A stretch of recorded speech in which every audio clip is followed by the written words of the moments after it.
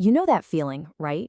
You open up a class file and it just keeps scrolling and scrolling and scrolling. We've all been there. Well, today we're diving straight into Chapter 10 of Robert C. Martin's Clean Code to figure out the art of crafting professional grade classes, the kind that don't give you a headache. And right off the bat, the book gives us this simple, but honestly pretty profound rule to live by. But let's be real, this isn't just about making things look tidy. This is a foundational principle that helps us fight complexity head-on, making our code way easier to read, understand, and, most importantly, change without breaking everything. And this one simple rule is probably our best weapon against a common enemy in the software world, the dreaded God class. You know the one. It's that single, massive class that somehow knows and does absolutely everything in the system, and it just keeps getting bigger and more tangled over time. Oh, I know you have. It's like a Jenga tower made of code, right? You try to gently pull out one tiny little piece to make a change, and the whole thing just comes crashing down. That's the constant danger, that fragility, of classes that just do way too much. The book gives us a perfect example of this, a class called Super Dashboard. And just look at this list. It's basically a junk drawer for code. It's handling system configuration, user states, GUI stuff, versioning. These things have almost nothing to do with each other. So this brings up a really crucial question. If small is our goal, how do we actually measure that? Are we talking about the number of lines, the number of methods, or is it something else entirely? And here it is. This is the key insight from the whole chapter. We have to stop thinking about the physical size of a class, how long the file is, and start thinking about its conceptual size. A class is too big if it has more than one reason to change. That's the real measure of its complexity. Okay, so if the size of a class is measured by its responsibilities, how do we enforce that each class only has one?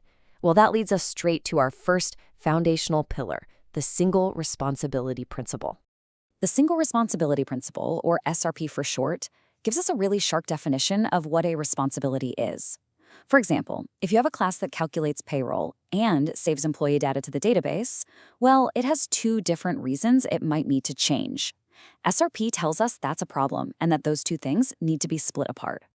And this is just a perfect example of SRP in action.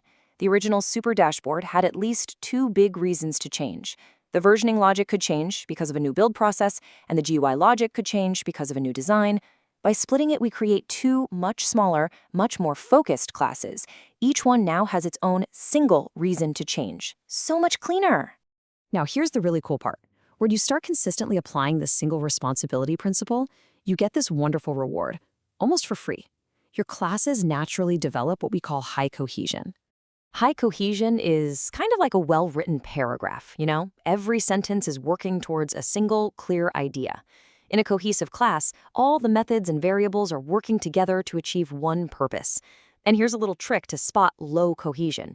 If you see a bunch of methods that only ever use a small handful of the class's variables, that's a huge red flag that a new, more cohesive class is just waiting to be pulled out. The book uses this amazing analogy. A well-designed system full of these small, highly cohesive classes is like a perfectly organized toolbox. You know exactly where everything is. In contrast, a system with a few giant, low-cohesion classes is, well, it's just a messy junk drawer. So let's try to build toolboxes, not junk drawers. All right, so having small, cohesive classes is a fantastic start. But the real challenge, the one that really separates good code from truly great code, is keeping it clean over time. So how do we build systems that can handle the constant pressure of change? The open-closed principle is our guide for managing all that change. The whole goal is to add new features by writing new code, by extending the system, rather than cracking open existing working code and messing with it. We usually do this with abstractions, like interfaces, which let us plug in new functionality without touching the core tested logic.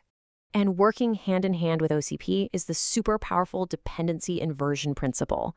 This basically tells us that our high-level business logic shouldn't depend on the nitty-gritty, low-level implementation details. Instead, both should depend on stable abstractions, like interfaces, because those are much, much less likely to change.